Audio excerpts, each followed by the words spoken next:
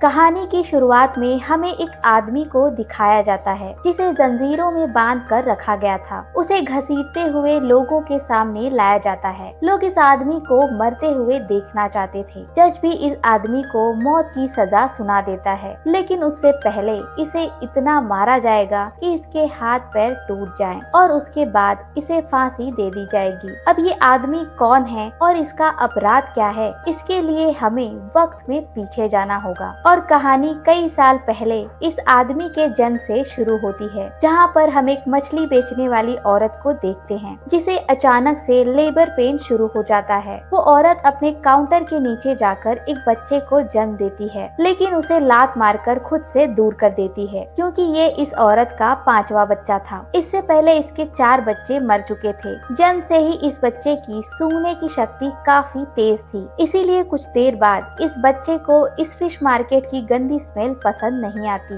और वो रोने लगता है, जिससे लोगों का ध्यान उस बच्चे पे आ जाता है। लोगों को लगता है कि उसकी माँ ने उसे मरने के लिए वहाँ पर छोड़ दिया, इसीलिए उसकी माँ को गिरफ्तार कर फांसी पे लटका दिया जाता है। उसके बाद वो बच्चा एक अनाथालय में पहुँचता है, जहाँ पर इसका नाम जीन बैप्टिस्ट ग्रेनोइल रखा जाता है। यहाँ पर जीन को बाकी बच्चे मारने की कोशिश करते हैं, लेकिन इस अनाथालय की मालकिन मैडम गिलार्ड उसे बचा लेती है। बाकी बच्चे ये तो समझ चुके थे कि इस बच्चे में कुछ तो खास है। समय बीतता है और जीन 5 साल का हो चुका था, लेकिन अभी भी उसे बोलना नहीं आता। लेकिन समय के साथ उसके सूंघने की शक्ति बढ़ चुकी थी। वो हर चीज की खुशबू को महसूस कर सकता था, लेकिन उसे अभी अच्छी और बुरी खुशबू में फर्क नहीं पता था। वक्त गुजरता है और अब जीन 8 साल का हो जाता है और अब उसने बोलना भी सीख लिया था और इसी के साथ उसका नाक और भी तेज हो चुका था। वो अपने आसपास के हजारों चीजों की खुशबू को महसूस कर पाता था, यहाँ तक के पत्थर, पानी और पानी के अंदर की चीजों को भी।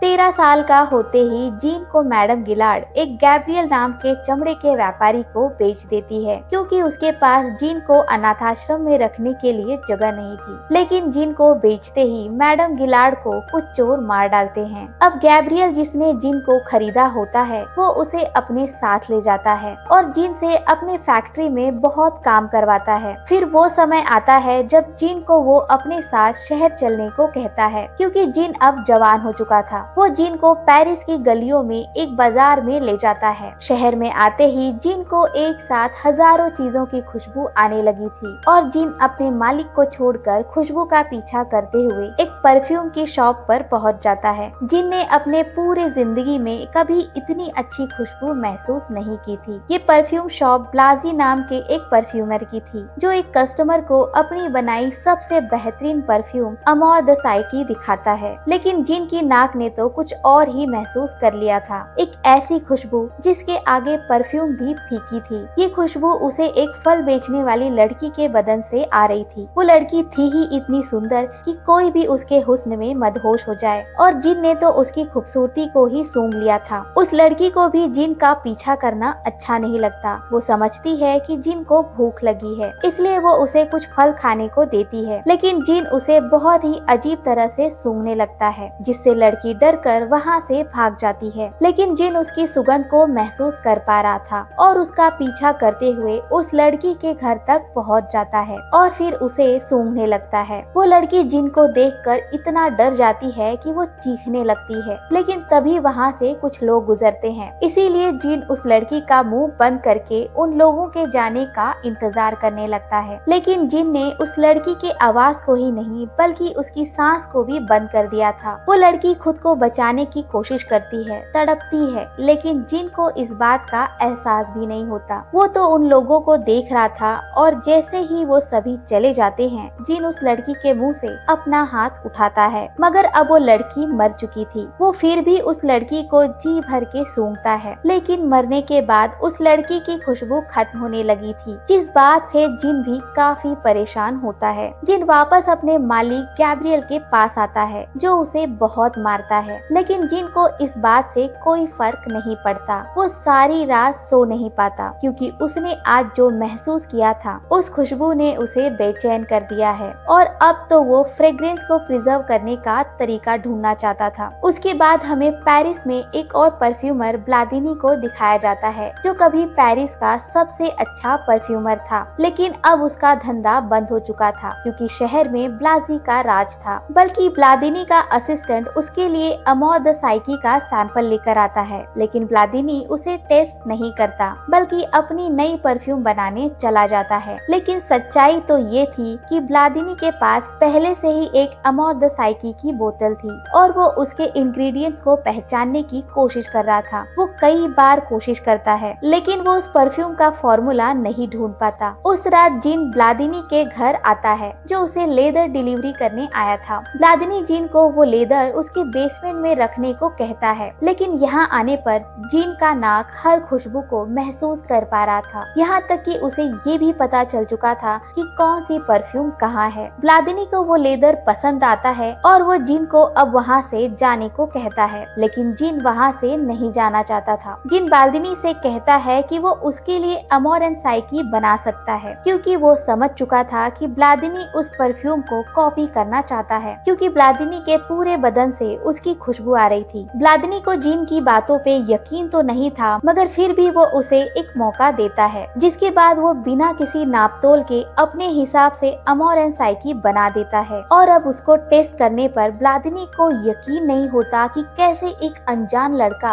इस परफ्यूम को बना सकता है, जिसे एसेंशियल ऑयल्स के नाम तक नहीं मालूम। जिन ब्लादिनी से कहता है कि वो अमोर एंड साइकी से भी अच्छी परफ्यूम बना सकता है और वो काफी सारे ऑयल्स को एक साथ मिलाकर ब्लादिनी को देते हुए कहता है कि ये अमोर एंड साइकी से भी बेहतर परफ्यूम है। लेकिन ब्लादिनी उसे टेस्ट नहीं करता और जिन को वहाँ से चले जाने को कहता है। जाते जाते जिन ब्लादिनी से उसे काम पे रख लेने को कहता है, जिसपे ब्लादिनी कहता है कि मैं सोच कर बताऊंगा। जिन ब्लादिनी से कहता है कि वो किसी भी फ्रेग्रेंस को प्रिजर्व करने की कला सीखना चाहता है। उसके जाने के बाद ब्लादिनी उसकी बनाई परफ्यूम को टेस्ट करता है और वो परफ्यूम ब्लादिनी को उसके जवानी का प्यार याद दिला देती है, जब वो फूलों से भरे गार्डन में अपनी गर्लफ्रेंड को पहली बार मिलने गया था। और अब ब्लादिनी जिन को अगले ही दिन उसके मालिक गैब्रियल से खरीद लेता है, मगर उसी रात गैब्रियल की नशे की हालत में नदी में गिरने से मौत हो जाती है। जिनके आने से ब्लादिनी का चौपट धंधा फिर से चलने लगता है और पूरे पेरिस में उसकी बनाई परफ्यूम की चर्चा होने लगती है। ब्लादिनी जिन को समझाता है कि परफ्यूम किसी भी म्यूजिकल कॉर्ड की तरह होती है। जैसे संगीत में 7 सुर होते हैं, इसी तरह परफ्यूम के भी 3 कोर्स होते हैं, जिनमें 12 नोट्स होते हैं। इन 3 कोर्स को हेड, हार्ट्स और बेस कहा जाता है। हेड यानी परफ्यूम का फर्स्ट अपीयरेंस, जिससे हर कोई उस परफ्यूम से मदहोश हो। हार्ट यानी परफ्यूम की मेन खुशबू और बेस यानी परफ्यूम की लास्टिंग,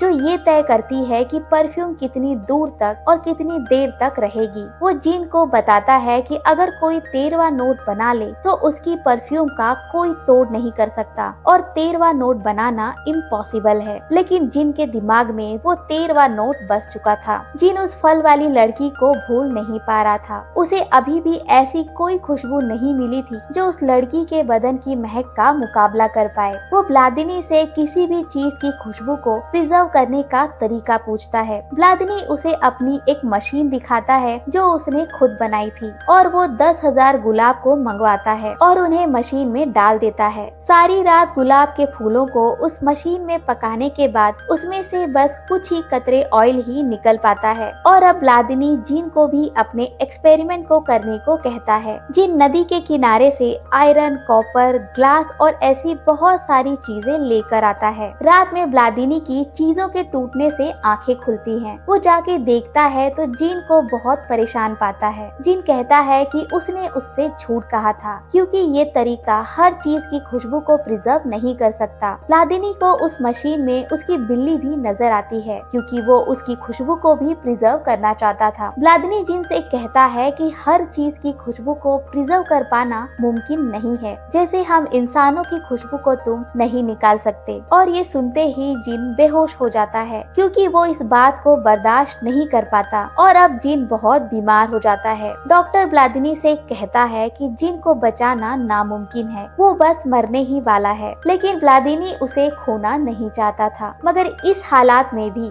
जिन एक ही सवाल करता है कि वो हर खुशबू को कैसे प्रिजर्व कर कर सकता है। व्लादिनी कहता है कि उसे इस सवाल का जवाब ग्रीस में मिल सकता है, क्योंकि उसने भी ये सब वहीं से सीखा था। अब क्योंकि ग्रीस में कोई भी ऐसे ही नहीं जा सकता, इसलिए व्लादिनी जीन के लिए वहाँ काम का इंतजाम करता है, लेकिन बदले में वो जीन को 100 नए परफ्यूम का फॉर्मूला देने को कहता है और जीन उसे 100 नहीं बल्कि 1000 फॉर्मूलाज देकर वहाँ से चला जाता है। व्लादिनी उस रात काफी खुश था, क्योंकि अब उसे अपनी शोहरत नजर आ रही थी, लेकिन उसकी ये खुशी ज्यादा देर तक नहीं रहती, क्योंकि उसी रात उसके घर के गिर जाने से उसकी मौत हो जाती है। जिन भी अब ग्रीस की तरफ निकल चुका था और अब बढ़ते हर कदम के साथ वो खुद को आजाद महसूस कर रहा था। उसके सामने ग्रीस तक जाने के दो रास्ते थे, एक बिल्कुल सीधा और शॉर्टकट था, तो दूसरा पथरीला जो जंगल और पहाड़ों से होकर गुजरता था। लेकिन जीन अपनी आजादी और इस दुनिया की हर खुशबू को एक्सप्लोर करना चाहता था, इसलिए वो पथरीले रास्ते को चुनता है। वो घंटों चलता है, जंगली पंछी और पेड़ों की खुशबू लेता है और चलते चलते एक गुफा के पास आ जाता है, जहाँ वो कई दिनों तक वहीं पर रहता है। एक रात जिन को उसी फल वाली लड़की का सपना आता है, जिसके शरीर से खुशबू आ रही थी, और जब उसकी आँख खुलती है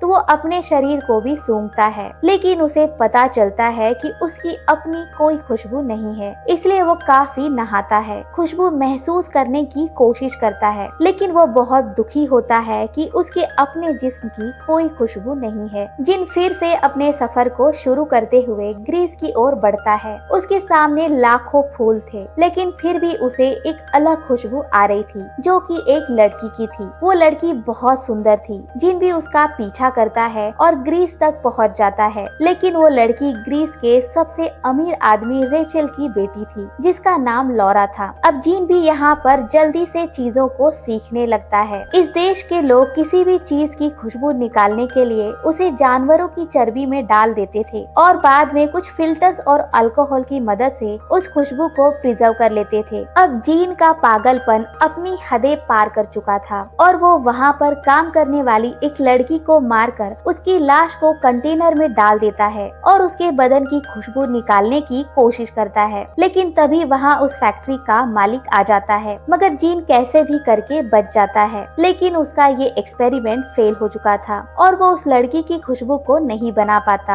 अब वो दूसरा प्रोसीजर ट्राई करना चाहता था, जिस पर किसी भी चीज को एनिमल फैट लगाकर कपड़े में लपेट लिया जाता है, और इसके लिए उसे नई लड़की चाहिए थी। इसीलिए वो एक वेश्या को चुनता है और उस लड़की के हाथ पर वही एनिमल फैट लगाकर कपड़ा बांधने लगता है। लेकिन वेश्या उसके इरादे समझ जाती है, इसलिए वो वहाँ से जाने लगती है। लेकिन जिन उसे मार डालता है और फिर उसके बाल को काटकर उसे चर्बी वाले कपड़े में लपेट देता है और फिर उस चर्बी वाले कपड़े को फैक्ट्री लेकर आता है और चर्बी से खुशबू को निकालने की कोशिश करता है, और इस बार वो सफल हो जाता है। उसे उस लड़की के बदन की खुशबू मिल जाती है। अगली सुबह लोगों को उस वेश्या की लाश मिलती है, जहाँ पर उसका कुत्ता भी ये सब देख रहा था। जिन अपना बनाया सेंट ट्राई करने के लिए उसे अपने हाथ पर लगा लेता है और उस वेश्या का कुत्ता भी अपनी मालकिन की सुगंध की तरफ आकर्षित होता है। जिन वापस फैक्ट्री आता है और अब 13 नोट का एक सेट रेडी करता है, जिसमें से उसे हेड का एक नोट मिल चुका था और अब बस उसे बाकी के ऑयल्स चाहिए थे। रात में लौरा के घर एक पार्टी चल रही थी, क्योंकि आज लौरा का जन्मदिन था। जिन भी लौरा के घर आ जाता है, वहाँ लोग हाइड एंड सीक खेल रहे होते हैं कि तभी जिन लौरा पर हमला कर देता है, लेकिन वो वहाँ से भाग जाती है। मगर उस पार्टी में से ट्विन लड़कियाँ गायब हो जाती हैं, जिन्हें जिन ने मार डाला था,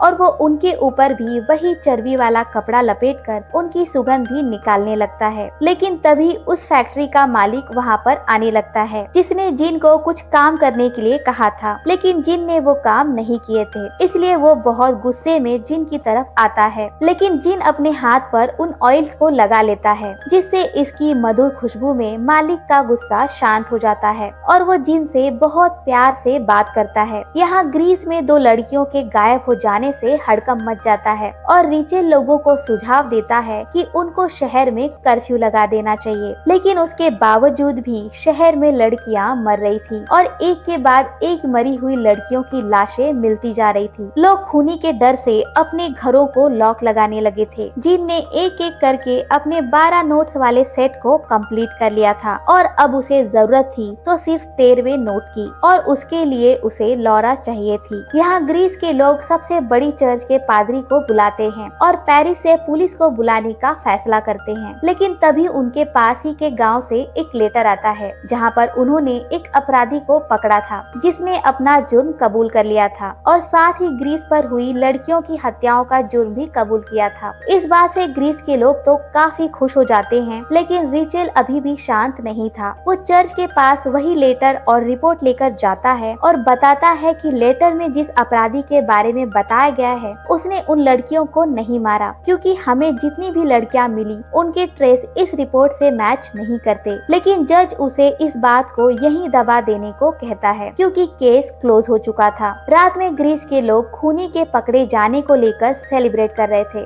कि तभी रिचेल अपनी बेटी को घर ले जाने आता है, लेकिन लॉरा घर नहीं जाना चाहती थी, इसलिए रिचेल गुस्से में उसे थप्पड़ मार देता है, जिस वजह से वो वहाँ से चली जाती है। लॉरा चलते चलते एक वीरान गली में आ चुकी थी और अगले ही मोड़ पर जिन उस पर वार करने के लिए तैयार था, लेकिन तभी रिचेल अपनी बेटी को ढूंढता हुआ वहाँ पर आ जाता है और लॉरा भी अपने पिता के साथ वहाँ से चली जाती है। उसी रात जिन लॉरा के घर उससे मारने पहुँच जाता है, लेकिन ऐन वक्त पर रिचेल की आँख खुल जाती है और वह तुरंत भागकर लॉरा को देखने आता है, लेकिन इतनी देर में जिन वहाँ से भाग चुका था। रिचेल अपनी बेटी को लेकर काफी चिंतित था और वो ये भी समझ चुका था कि ये जो कोई भी है इसका निशाना सिर्फ सुंदर लड़कियां हैं, इसलिए वो अगली सुबह अपनी बेटी के साथ शहर छोड़कर जाने लगता है। जिनकी आंख खुलती है तो उसे लॉरा की खुशबू बहुत कम महसूस होती है, इसलिए वो सुगंध से जान जाता है कि लॉरा कहीं जा रही है। रिचेल अपने नौकरों को नॉर्थ में भेज देता है और खुद अपनी बेटी को लेकर रास्ता बदल लेता है। जिन ग्रीस के गार्ड से रिचेल के डायरेक्शन को पूछता है। गार्ड उससे कहता है कि वो लोग नॉर्थ साइड पर गए हैं, लेकिन जिन को लॉरा की खुशबू साउथ से आ रही थी, इसलिए वो उस तरफ जाने लगता है।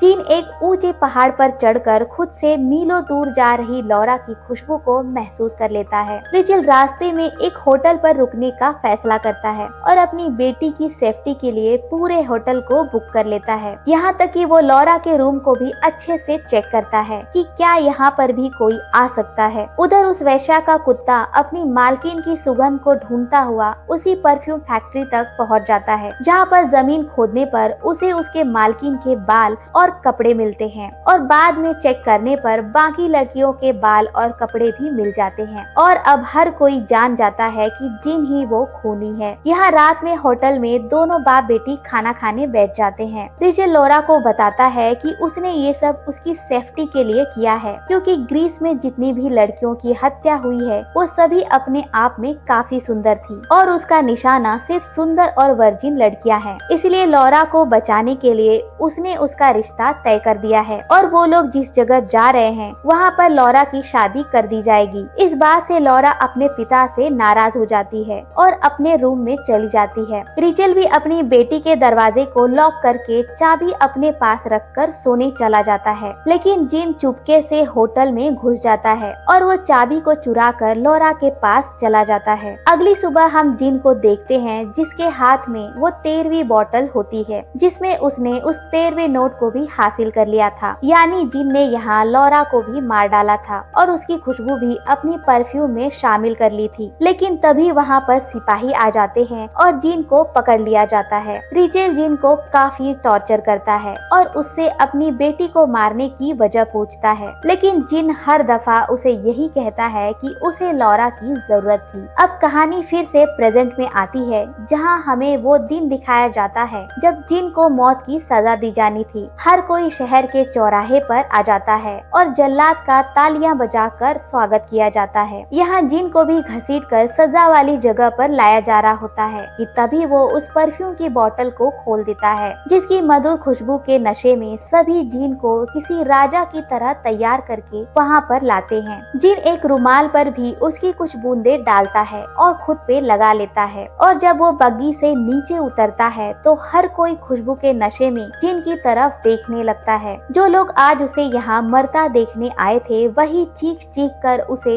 इनोसेंट कहने लगते हैं। वो जादूगर की तरह अपना रुमाल निकालकर हवा में घुमाता है, जिसकी महक से वहाँ का पादरी भी झूमने लगता है। फिर जिन उस रुमाल को हवा में फेंक देता है और हर कोई उसे पकड़ने के लिए अपना हाथ बढ़ाता है और जैसे ही वो रुमाल लोगों तक पहुंचता है, लोग उस मधुर खुशबू में पागल होकर अपने कपड़े उतारने लगते हैं और पूरा शहर आपस में इंटीमेट होने लगता है, जिसे देख जिन को भी अब एहसास होता है कि उसने गलती की है। वो सोचता है कि काश अगर वो लड़की जिंदा होती तो वो उसके साथ रह पाता, उसे प्यार कर पाता। उसे वो फल वाली लड़की और उसकी खुशबू याद आती है जिसे उसने गलती से मार डाला, इसीलिए वो उसे याद कर रोने लगता है। लेकिन तभी रिचेल भी वहाँ आ जाता है जो जिन को वहाँ पर मारने आया था, लेकिन वो भी उस खुशबू के वश में आ जाता है और रोते हुए जिन से माफी मांगने लगता है। लेकिन अब जिन को अपने गुनाह का एहसास हो गया था, इसलिए वो यहाँ से निकल जाता है। यहाँ जिन के पास अभी भी वो परफ्यूम था और